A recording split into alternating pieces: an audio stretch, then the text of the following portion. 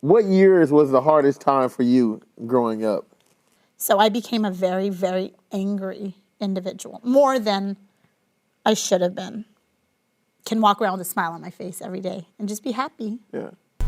Through this show, we strive to create a world where young individuals feel empowered to express themselves, where educators and students become partners in shaping the future, and where parents and young adults build bridges of understanding that span the generations. We aim to create a society where everyone's voice is heard, valued, and respected. Welcome to Coach's Corner. What's up? Welcome to Coach's Corner, and it's your host, Coach Cordell, and we back with another episode. Today I got a special guest. Special guest. She came all the way up here today to sit with Coach Cordell. Josie, how are you doing today? I'm happy. You happy? Yes. I love to see that. I'm very happy. I love to see that. I love to interact with adults every now and then. Okay. Especially people like you that have influenced my son so much. It puts a smile on my face. I miss you guys. Oh, we miss you guys too. Yeah. Definitely. I love seeing them. I love seeing them. You post things. I'm like, look at him. Look at that boy doing this thing, man. So how long you been an educator for? This would be the 11th, 12th year. 11, 12 years? Yeah. Wow. It's been a long journey. Long journey. Yeah. So before we get to that journey, you know where I want to go. Oh. I want to go from the beginning. Okay. Where did you come from? Like, I want to know your Social Security number, all that. So, that's highly coveted. Let's get it. That credit score is pretty high. So without spilling too much of the beans, I grew up for most of my life, well, through 5th grade in Morro Bay. And then somehow through my mother, we ended up here. And it was awesome coming from a small town of 5,000 here to Fresno. Wow. And we adjusted. It was crazy because of all the schools. We're coming from a town that has a high school and an elementary school. We had to go to the next town for junior high, which we didn't make it there. But, and we've been here ever since. I did leave right after high school, kind of traveled around, did my thing, was out in New York, drove across the country. Wow. Came back because my sister had my nephew, and just kind of bounced around, danced professionally in LA for a little bit, and then realized I'm going to go to school, and enrolled in school. What? And then I just loved it. I loved it. I didn't have that traditional, okay, so take your SATs, okay, apply for colleges. I didn't have that support. Yeah, I took the SATs, but I don't know why I took them. I don't know what my score was. It was just a mess growing up. So when I matured a little bit and realized, okay, when my dancing career is over, I need a backup plan. So I just started enrolling in classes, and I loved it. I was at LA City College. I don't know if you know anything about LA City College, but it's like that big. Wow. There's like 5 buildings, if that many. Yeah. It might be bigger now, but back in 2000, it was pretty small. And then I realized, okay, I kind of like this math thing. I've always liked math, always. And so I applied to Long Beach State and didn't hear from them. The counselor's like, well, who else did you apply for? I'm like, I didn't. I'm going to Long Beach State. Driving from Fresno, we would sneak down to Long Beach when we were like 18. Yeah. And, 4th of July, and just hang out. Loved Long Beach. And I knew I was going to go there. Ended up there. Wow. Enjoyed it. Stayed through my math program. Got my credential there. And then realized I'm really broke and nobody's hiring. I did my student teaching, and then I left. I was like, I'm going home where there's people that want to help me, that can help me with my 3-year-old and my 4-year-old. So you moved back to Fresno? Mm-hmm. Okay. Yep.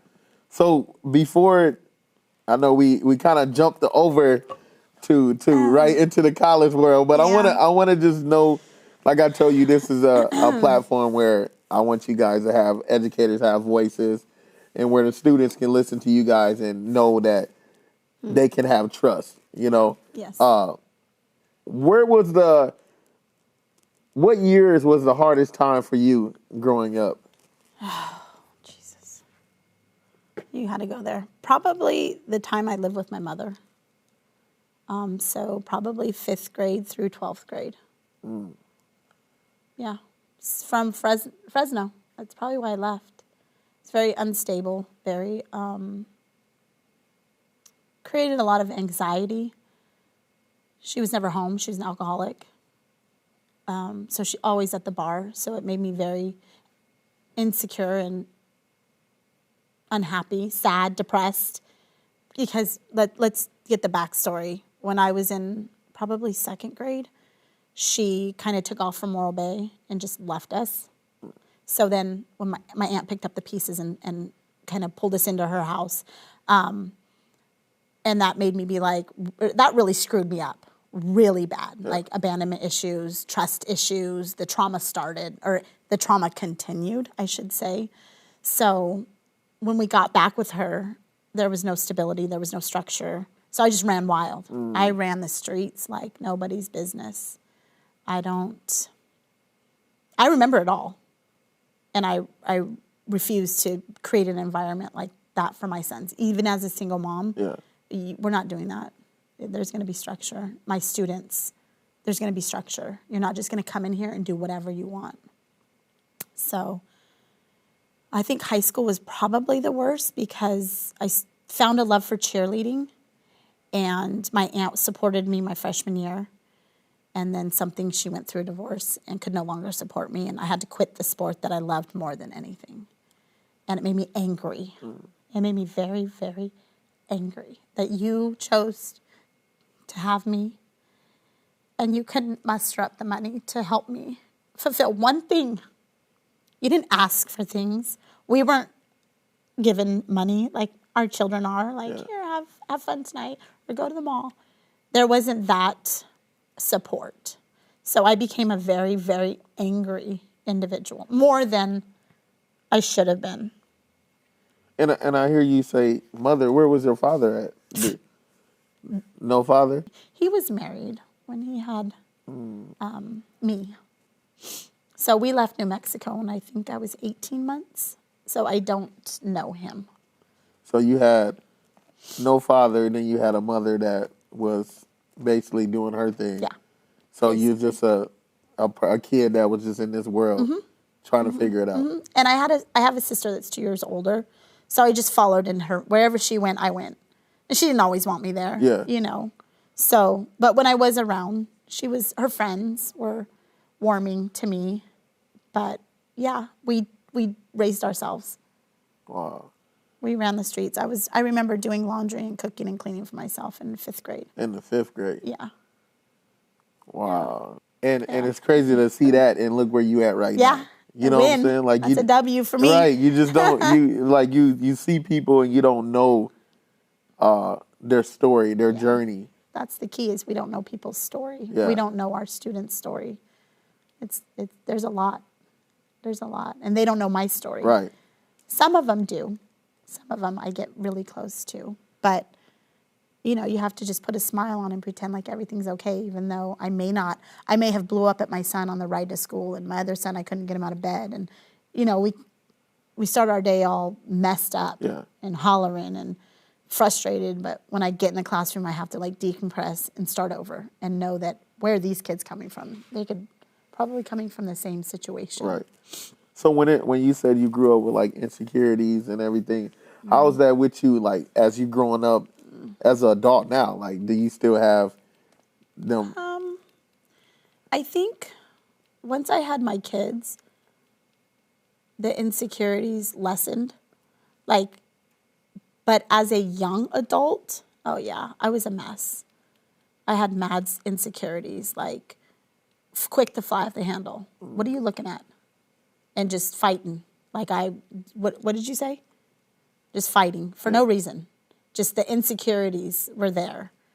But now I'm 47 and that's like, okay, I love my 200-pound body. It is what it is. Yeah.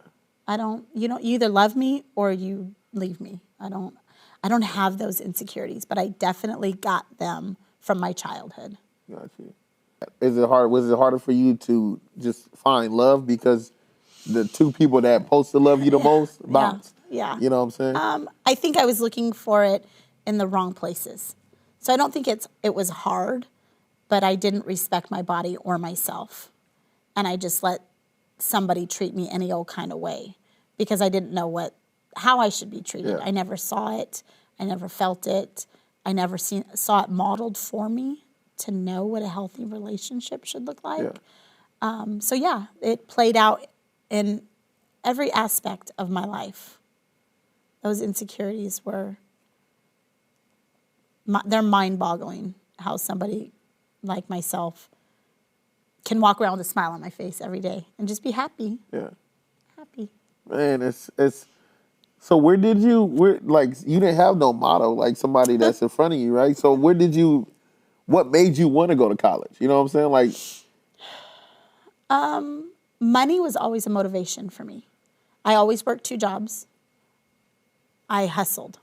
Just job to video set, back to job. So money was a motivation. And I realized, like, I'm not really making the money that I want as a dancer. It's fun. Yeah, I get to dance. Yeah, I get to meet a lot of people, choreographers, famous artists. But I knew I'm getting older. When I'm dancing next to, like, a 5-year-old girl and I'm 25, it puts things into perspective. So I realized, okay, well, what's my backup plan? I can still dance and I can still live my 20s to the fullest, but I need a backup plan. And so there goes college. I didn't really know. I had done the restaurant scene, making money. Like, yeah, you can make money at a restaurant. You can work your way all the way up. You work at the Ivy in LA and you're going to walk out of there with $700 a night, right? But that's not what I wanted. Yeah. I knew that's great. You meet a lot of people. You meet a lot of fake people. I want to impact somebody's life the way I wasn't. Yeah. But except maybe 1 or 2 teachers and a coach. There wasn't too many. And that's the next area I was going where did you, through that 5th to 12th, like, that's a big jump without really having any guidance, right? Yeah. Did any of the teachers or anything was like, they seen it and they reached out to you? They like, tried. They tried? And you was very guarded? Oh, yeah. I remember, I can't remember the teacher's name, but it was an English class. And she had referred me to, like, the school psychologist. So this is like 1991, 92. So they really didn't. No. Yeah. There was not the support that we have now. Right. And so I go to this room because I'm called out of class, and it's like this dude that looked like the guy that molested me. Bro, I'm out. Yeah. Like, it was so traumatic for me that I don't remember leaving the room. I remember the guy's face and going back to class, and the teacher was so excited, like, so how did it go? How did it go? Like, she knew I was a hot little Tasmanian devil full of anger and frustration. And I was like, oh, whatever. You know, I don't really remember my response. I don't remember ever being asked to go back. So I don't really remember the question, but... Did you have anybody that... Yeah. Okay. So I remember her trying to intervene, and I had a friend from high school, a soccer coach, drove me home one day from all-star practice. And she had said something about a Christmas tree. And I was like, oh, we don't have one. And, like, the next thing you know, there's a Christmas tree on our door. And my mom was like, what the fuck are you doing? What are you doing? Sorry. Why would you tell these people that? And I was like, it was just casual conversation. Like, we don't have a tree. Yeah.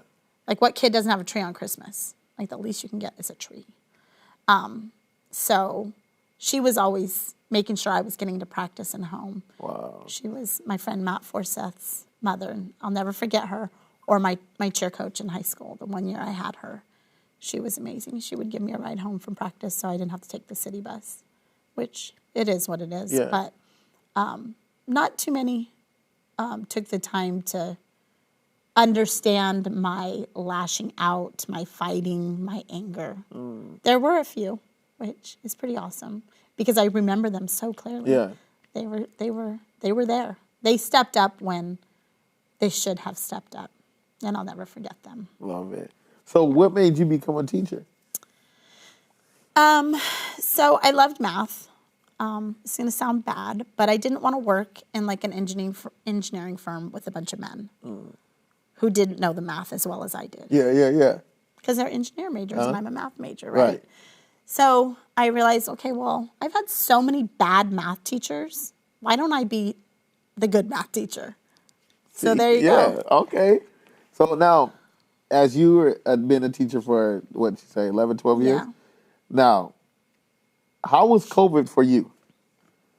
For me, it was awesome. Yeah, right. But with because you got kids, you got Yes. sons, you know what I'm saying? Did you see a switch happen with our children, our students, when they came back to campus? Oh, absolutely. Oh, yeah, absolutely. We're still feeling the effects of COVID. That's a whole year and a half of learning loss. But I think that we're adjusting, we're understanding, we're helping them adjust, and we're still going to do our job. We still have to rise and get those kids up to grade level. So I think it's starting to smooth out now a little bit, but the electronic dependence is so great that some of these kids are like, no, you're not taking my phone, no. Yeah. And just freak out. So that's what we're dealing with, I think, more than anything is the electronic dependence. The music dependence is really great. Kids are just, can I just listen to music? Like a lot of them. Wow. But academic-wise, I think we're recovering. We're recovering well. Yeah. But we have a long way to go. Right. Do you have you had any students that you look at, that you poured something into, that came back to you as like, hey,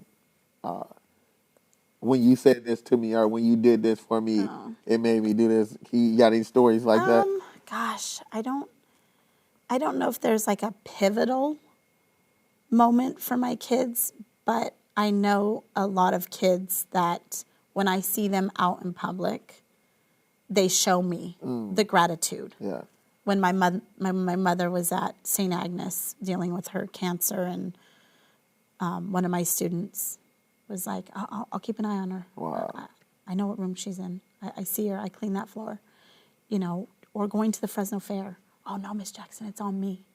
Big old pieces of pizza and just all around town. Oh, no, it's okay. Go to Dutch Bros.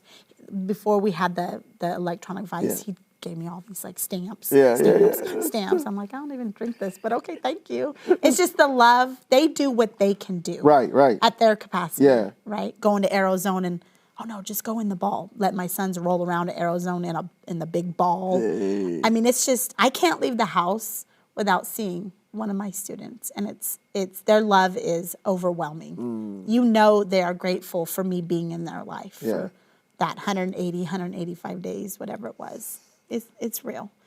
That's dope, because it was crazy, because the last teacher that was here, he was a math teacher too. So it's something with you guys, man.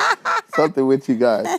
I have some questions for you, right? Oh gosh. He pulled out the iPhone. From another teacher, right? Because I like asking teachers to give me some things that they would want other teachers to speak about. Oh, God. And she's the homie from Iowa, so I want to shout her out, Katie.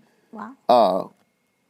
One of the questions she asks, do you take the stress from work home with you? And how do you deal with that? That's a good question. Sometimes I do. If there's a CPS case, that definitely bothers me. And I'm calling everybody, where is this kid? Did you guys find the kid? But do I take it home? Yes, because I go home and I'm like, God, I didn't call this parent. I really need to see what happened. Or my student got suspended, so I need to go. I'm going to call this mom real quick and make sure she's okay. What happened? She found out she got jumped or something. So I take it home. But my kids are so amazing, my own sons.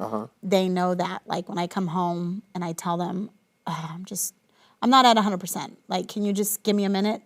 I don't take it out on them, but they'll ask me, well, what happened? And I'll be like, oh, well, so-and-so got suspended. There was a fight on campus or whatever it is. So, yeah, we take it home. I don't think I'm stressed at work. Okay. I love my job too much. So it's the stress that the kids have that I put on myself and take home and think, how can I help this kid? Maybe I'll just send their teacher an email. It's not really It's not too bad. There's not stress. Gotcha. We have amazing students at my school. Well, okay. Hold on. She had a lot of them too. So let me make sure I get it. I'm excited. I like this. This is good. Let me see. And also, here we go. She said, do you allow yourself to inform your students when you have a lot on your plate emotionally? I'm sorry. Oh, you get it. So yeah. Absolutely. There was a period where my youngest was having a lot of trouble at school.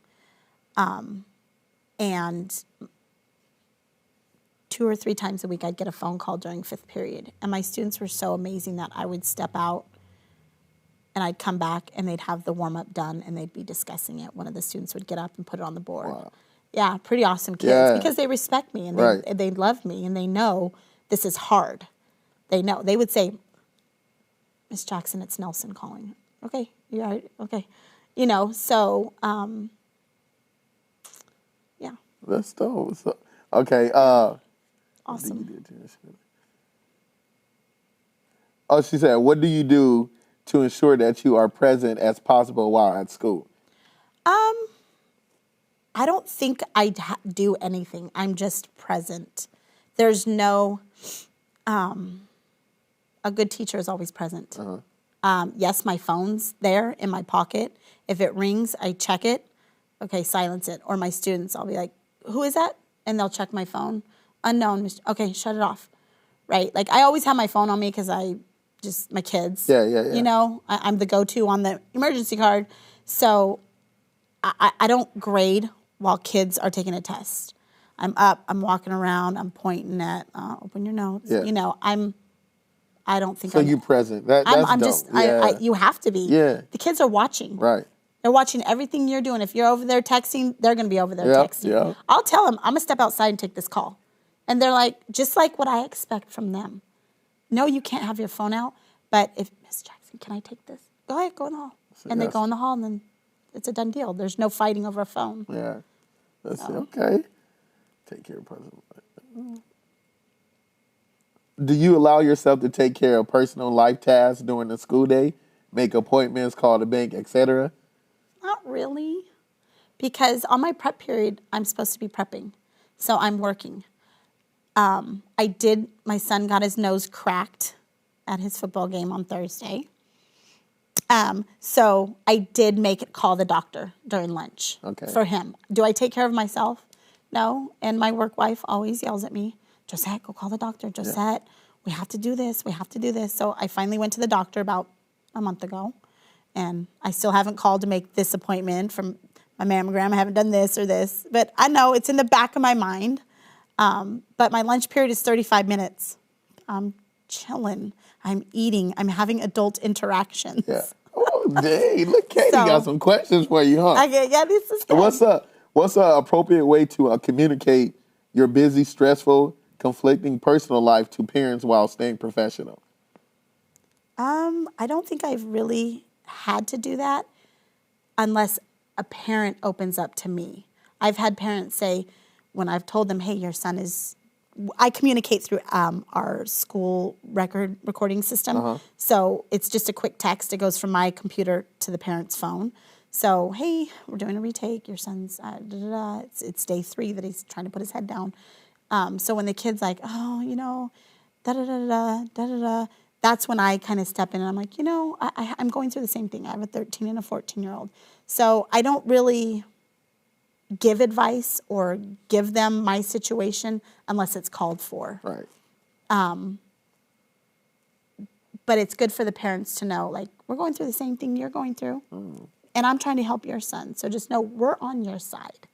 So it's good for us to communicate with parents in that manner, to open up. But I don't think I do it unless I can see the parent's pain with their child. Yeah. Then I let them know, hey, I'm right with you. I'm the single mom too. Yeah. I'm right there with you. I have a 13 and 14-year-old. I get it. Back to back, man. Yeah. Okay. Last one. This is off the ripper, right? And I love asking this question because it's so deep.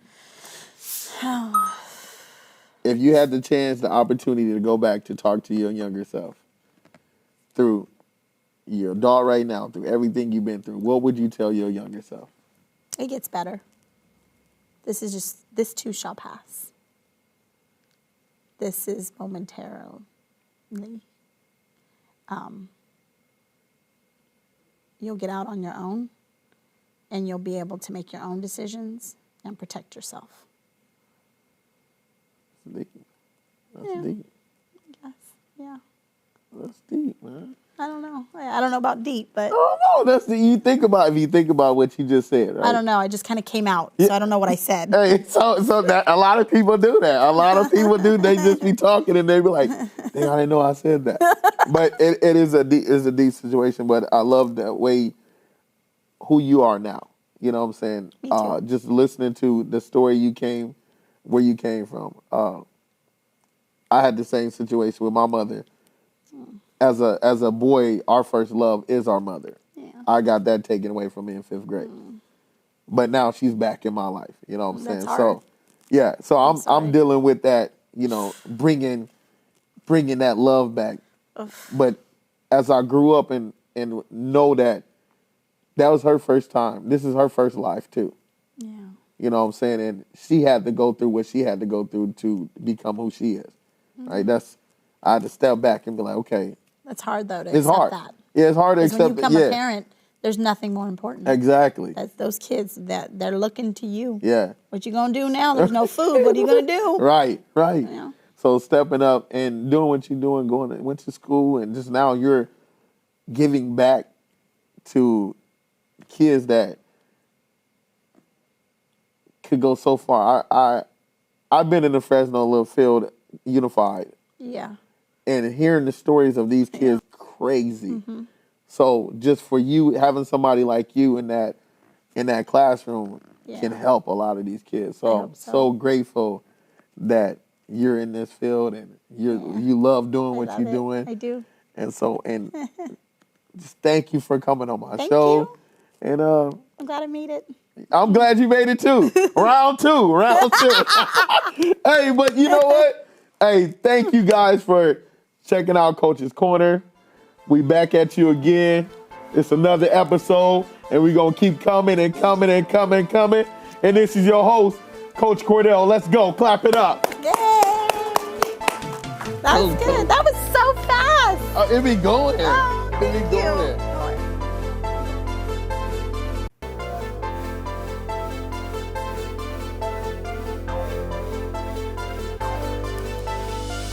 Welcome to Coach's Corner, a platform dedicated to giving students and young adults